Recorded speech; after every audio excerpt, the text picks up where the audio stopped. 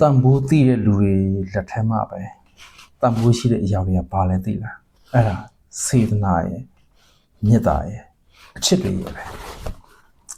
ကိုပေးလိုက်တဲ့အရာတွေကစစ်မှန်လိုက်ရဲ့သားနဲ့အဖက်လူကမယူတတ်တော့အခါစစ်မှန်ခြင်းရဲ့အရာကိုနားမလည်တဲ့အခါမှာကိုကဘယ်လောက်ပဲဖြစ်စင်မှုတွေဘယ်လောက်စစ်မှန်မှုတွေပေးတစ်ဖက်လူကအလကားပဲအလကားခတ်လို့ရနေတဲ့ရေရင်းတစ်ခုတည်းဘာမှမပူမင်းကတော့ဘယ်လောက်ထိအားစိုက်ထုံမှုတွေနဲ့ဘယ်လောက်ထိရင်းနှီးပေးအပ်ခဲ့လဲဆိုတာသူအတိမတ်လည်းမပြဘူးစိတ်လည်းဝင်စားဘူးသိလည်းမသိချင်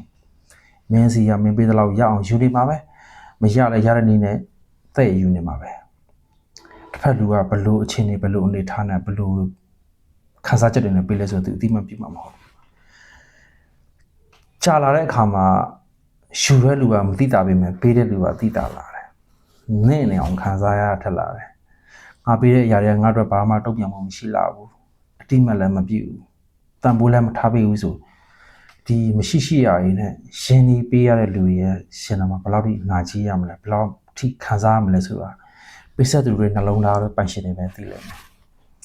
ခုနပြောလို့ဘာတန်ဖိုးမှမသိဘာတန်ဖိုးမှနားမလဲလူတွေကတော့သူ့အတွက်ကလွယ်ရနေတဲ့အရာပဲလေရသလောက်ယူမယ်သူတောင်းတဲ့အချိန်မရရင်တော့ညှို့ညင်မှုတွေနဲ့စတင်မှုဖြစ်လာအောင်ပြဿနာရှောင်အောင်ပဲသူ့ကိုမပေးချင်တော့လားညှို့ညင်တာလားတချို့ကျတော့တိရနဲ့အခွင့်ကောင်းယူပြီးမှဒီလူငါ့ကိုပေးဆက်နေတာပဲဆိုတာသိတယ်သူငါရဲ့ခွင်နဲ့ဝင်လာပြီးငါရဲ့ပိုင်နဲ့ရောက်လာပြီးငါကြိုက်တယ်လို့လုပ်လို့ရတယ်ငါလက်ခောက်ထဲကရေဆိုရက်တွန်ကျင်သွန်းမှောက်ချင်မှောက်ဆိုတဲ့စိတ်နဲ့အဲ့လိုစိတ်နဲ့လောက်တာဘာမှငါကြည့်ဘူးဆိုတာမရှိဘူးတနာမှုဆိုတာလည်းမရှိဘူးညတာမှုဆိုတာလည်းမရှိဘူးအဲ့ဒါကြောင့်မလို့တစ်ဖက်ကနေကိုတစ်ခုခုပေးဆက်တယ်မှဆိုရင်စဉ်းစားသုံးသပ်ပါငါပေးတင်ပေးထိုက်ရလားဟိုအချစ်ကြီးလွန်းတဲ့လူကရှုံးနေတယ်နော်အဲ့အမှန်တရားပဲအရင်ကြီးချစ်မကြီးနဲ့ကိုပေးတဲ့လောက်တချို့အရာတွေကကိုပေးတဲ့လောက်ကိုစီအများကြီးမဟုတ်တော့မှထပ်တူညီများမဟုတ်တော့နည်းနည်းလေးတော့ပြန်လေရတဲ့အရာတွေရှိတယ်လောကကြီးမှာကိုကပေးပါများပြင်နောက်ဆုံးမှကိုပဲကြံခဲ့မှာဟိုကတော့ကိုလိုချင်တာရအောင်ယူသွားပြီးခြံထားခဲ့မှာသူတို့ကခြံထားခဲ့လိုက်လို့လည်းနောက်တော့လည်းရမှာမဟုတ်နောက်လည်းဆုံးမှာမဟုတ်အဲ့ဒီတော့အဲ့ဒီစေတနာတို့